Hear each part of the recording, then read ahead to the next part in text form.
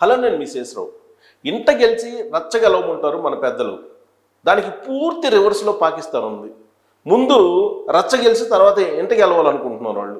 ఎందుకనంటే పాకిస్తాన్లో ఉండేటువంటి పౌరులు కానీ, పాకిస్తాన్లో ఉండేటువంటి రాజకీయ పార్టీలు కానీ భారతదేశంతో యుద్ధం వద్దు మర్రో అని చెప్పి పార్లమెంటు వేదికగా, పార్లమెంటు బయట వాళ్ళు అనేక రకాలుగా ప్రభుత్వం మీద ఒత్తిడి తీసుకొస్తున్నారు.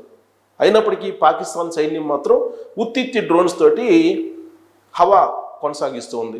దానికి సంబంధించినటువంటి వివరాలు మీకు అందిస్తాను. దానికంటే ముందు పాకిస్తాన్ పార్లమెంట్లో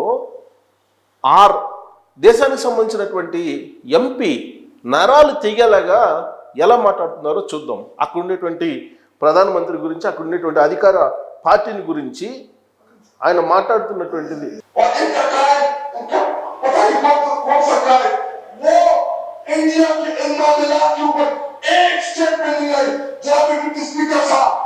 मुझे टीपू सुल्तान के वो कौन याद आ रहा है कि अगर एक लश्कर जिसका सरदार शेर हो और उसके साथ అదిగో ఇది షేర్ అంటే సిగ్గుతో కూడినటువంటిది, అసలు ధైర్యం లేనటువంటి పరిస్థితి పాకిస్తాన్ ఆర్మీకి. సింహం, షేర్ అంటే సింహం, సింహంతో కూడినటువంటి సైన్యానికి నక్క లీడ్ చేస్తుందని చెప్పి అక్కడ ఉన్నటువంటి ప్రధానమంత్రి షరీఫ్ని అతను ఏ విధంగా మాట్లాడుతున్నాడో చూడండి. लश्कर में गीदड़ हो तो वो शेरों की तरह लड़ते हैं. अगर शेरों का लश्कर उसका सरदार गीदड़ हो तो वो नहीं लड़ सकते, वो जल्दी हार लेते हैं. इस वक्त बॉर्डर पर खड़ा वो फौजी जो आपसे तवक्को रखता है कि हमारा लीडर जो कौमी लीडर होता है या जो वज़ीर-ए-आज़म होता है वो आईना होता है, वो फेस होता है, उसकी तवक्को है कि हमारी सियासी क़यादत वो गैलरी के साथ मुकाबला करेगी. పరిస్థితి పాకిస్తాన్లో పార్లమెంట్లో ఉండేటువంటి పరిస్థితి.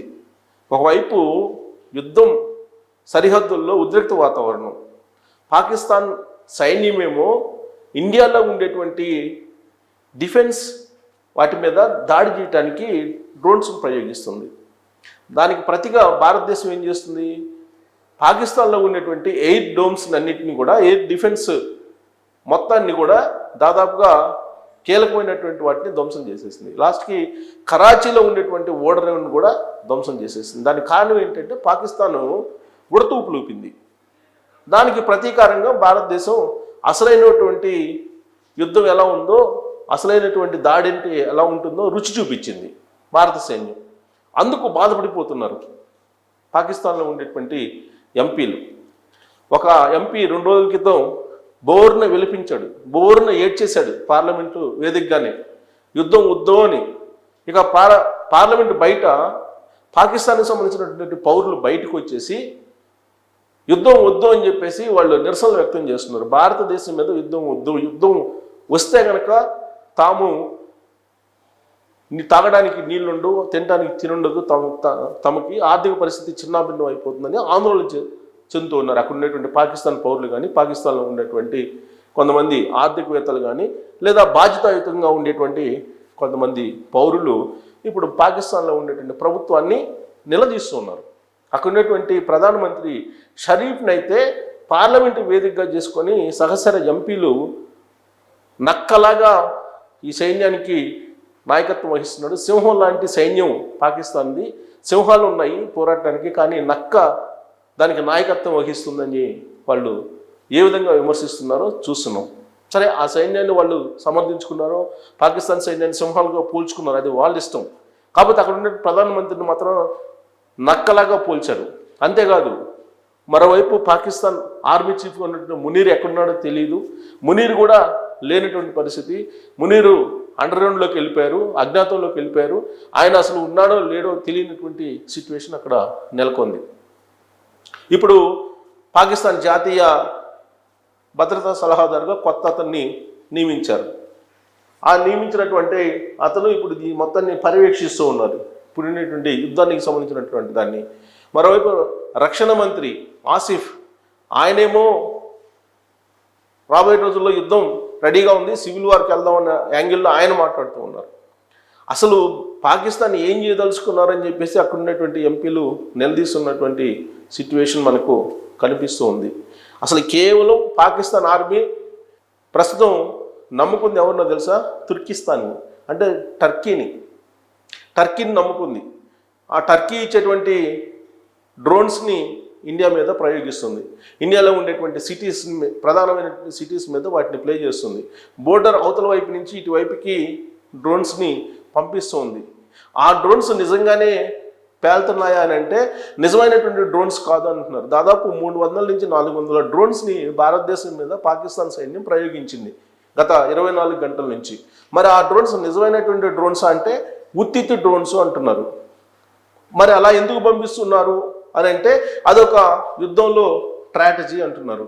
ఆ డ్రోన్స్ని చూసి భారతదేశం యొక్క సైన్యం పవర్ఫుల్ వెపన్స్ని కనుక ఉపయోగిస్తే మొత్తం ఆయుధ సంపత్తి కరిగిపోతుంది భారతదేశాన్ని, అప్పుడు మనం భారతదేశం మీద యుద్ధం చేయొచ్చు అనేటువంటి వ్యూహంతో భారత సైన్యం ఇప్పుడు మంచి పవర్ఫుల్ వెపన్స్ని ఉపయోగించేలాగా పాకిస్తాన్ ఉత్తిత్తు డ్రోన్స్ని పంపిస్తుంది అని చెప్పి తెలుస్తుంది. లేదంటే దాదాపు 400 డ్రోన్స్ని భారతదేశం మీద ప్రయోగిస్తే ఒక్కటి మాత్రమే అమృత్సర్లో కనిపించింది. అలాగే కొన్ని మిజైల్స్ని కూడా ప్రయోగించింది. ఆ మిజైల్స్ని ఎవరు ఇచ్చారంటే చైనా ఇచ్చింది. చైనా ఇచ్చినటువంటి మిజైల్స్ని గాల్లోనే భారత ఆర్మీ కాల్ చేస్తుంది. మరోవైపు డ్రోన్స్ని పెద్ద స్థాయిలో ప్రయోగిస్తున్నారు.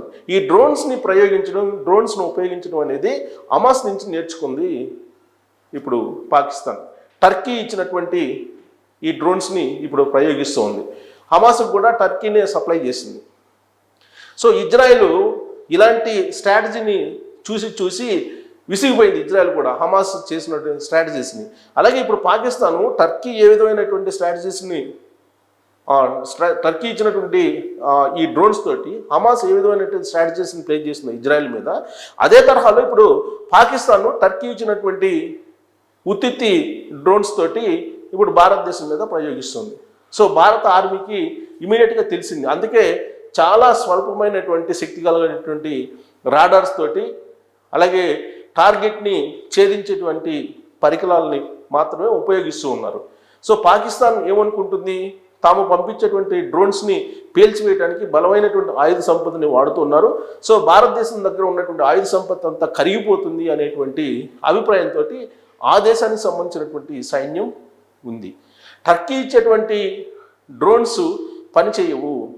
వాస్తవంగా కొన్ని మీడియా సంస్థలు ఇంటర్నేషనల్గా మనం చూస్తే కనుక టర్కీ పంపించేటువంటి డ్రోన్స్ మన పెళ్ళిళ్ళప్పుడు షూట్ చేసుకుంటాం కదా, షూట్ చేసుకునేటువంటి డ్రోన్స్ కొంచెం పెద్ద సైజులో ఉంటాయి. అలాగే పెద్ద ఈవెంట్స్ జరిగేటప్పుడు డ్రోన్స్ తిప్పుతూ ఉంటారు, అలాంటి డ్రోన్స్ని ప్రయోగిస్తుంది. ఇంకొంచెం పెద్దవి వాటికి నకిలీ గన్స్ని పెట్టేసి, పేలనటువంటి గన్స్ని పెట్టేసి పంపిస్తూ ఉంది. అంటే అదొక వ్యూహం యుద్ధంలో అని చెప్పి చెప్తూ ఉన్నారు. బట్ కొన్నిటిని మాత్రం ర్యాండమ్గా పవర్ఫుల్ డ్రోన్స్ని పంపిస్తుంది పాకిస్తాన్. అది కూడా యుద్ధంలో ఒక తంత్రం అని చెప్పి చెప్తూ ఉన్నారు. అంటే ఒక 400 డ్రోన్స్ని పంపించేస్తే ఇప్పుడు యాంటీ డ్రోన్ సిస్టమ్ని, యాంటీ డ్రోన్ యుద్ధాన్ని ఇప్పుడు చేస్తుంది భారతదేశం. సో S-400 లాంటి పవర్ఫుల్ రాడార్ని ప్రయోగించిందని కూడా న్యూస్ వస్తూ ఉంది. కానీ అది నిజం కాదు అంటున్నారు. ఇప్పటి వరకు S-400ని ఉపయోగించలేదు. దాన్ని ఉపయోగిస్తే అసలు పాకిస్తాన్ బూడిదవుతుంది, ఏం మిగలదని చెప్పి చెప్తున్నారు. వాళ్ళు ప్రయోగించేటువంటి డ్రోన్స్ చాలా బలహీనమైనటువంటి డ్రోన్స్, కాకపోతే ర్యాండమ్గా అక్కడక్కడ బలమైనటువంటి డ్రోన్స్ని ప్రయోగిస్తున్నారు. అది కూడా వ్యూహము అని చెప్పి అంటున్నారు. పాకిస్తాన్కి సంబంధించినటువంటి విమానాశ్రయాలను కూడా కొన్నిటిని మూసివేయలేదు, పౌర విమానాలని. ఎందుకనంటే భారతదేశం యుద్ధనీతిని అనుసరిస్తూ ఉంది. సివిలియన్స్ మీద, పౌరులకి ఎలాంటి నష్టం జరగకుండా కేవలం ఉగ్రవాద స్థావరాల మీద, ఉగ్రవాదుల్ని ప్రోత్సహించి దాచిపెట్టి వాళ్ళని ప్రాణంతో బతికించాలని ప్రయత్నం చేసినటువంటి పాకిస్తాన్ సైన్యాన్ని మాత్రమే భారత సైన్యం టార్గెట్ చేస్తూ ఉంది. ఆ దిశగానే మిసైల్స్ పంపిస్తూ ఉంది. అందుకే సింధూర్ 1.1లో ఏం చేసింది, ఒకేసారి 9 టార్గెట్స్ని కొలాప్స్ చేసేసింది, ఉగ్రవాద స్థావరాలని. ఆ తర్వాత ఏం చేసింది, పాకిస్తాన్ కవ్వింపు చర్యలకు పాల్పడి పాకిస్తాను భారతదేశంలో ఉన్నటువంటి 15 సిటీస్ మీద మిజైల్స్ని ప్రయోగించి డ్రోన్స్ని ప్రయోగించింది. దానికి ప్రతిగా భారతదేశం ఏం చేసింది, రావల్పిండి, కరాచీ, లాహోర్లో ఉండేటువంటి ఎయిర్ డోమ్స్ని కొలాప్స్ చేసేసింది. సో కేవలం పాకిస్తాన్ సైన్యం ఏదైతే ప్రోత్సహిస్తుందో ఉగ్రవాద స్థావరాలు ఇదే టార్గెట్ చేస్తుంది భారతదేశం. ఎప్పుడు కూడా పాకిస్తాన్ పౌరులను కానీ పాకిస్తాన్కి సంబంధించిన వనరుల మీద కానీ ఎప్పుడు టార్గెట్ చేయలేదు. కానీ పాకిస్తాన్ ఏం చేస్తుంది, ఇండియాలో ఉన్నటువంటి ప్రధానమైన సిటీస్ని టార్గెట్ చేస్తుంది, ఎయిర్పోర్ట్స్ని టార్గెట్ చేస్తుంది. అందుకే ప్రతిగా ఇప్పుడు భారత ఆర్మీ తగినటువంటి బుద్ధి పాకిస్తాన్కి చెప్పింది. దీంతో మొత్తం అక్కడ నెట్వర్క్ వ్యవస్థ అంతా చిన్నాభిన్నం అయిపోయింది, ఓడరేవులు కొలాప్స్ అయిపోయినాయి. అలాగే ఎయిర్ డిఫెన్స్ ఏరియాస్ అన్నీ కూడా పనిచేయట్లేదు. ఇదంతా చూసిన తర్వాత అక్కడ ఉన్నటువంటి పౌరులు భారతదేశంతో యుద్ధం చెప్పేసి వాళ్ళు పెద్ద పెద్ద ర్యాలీలు తీస్తున్నారు.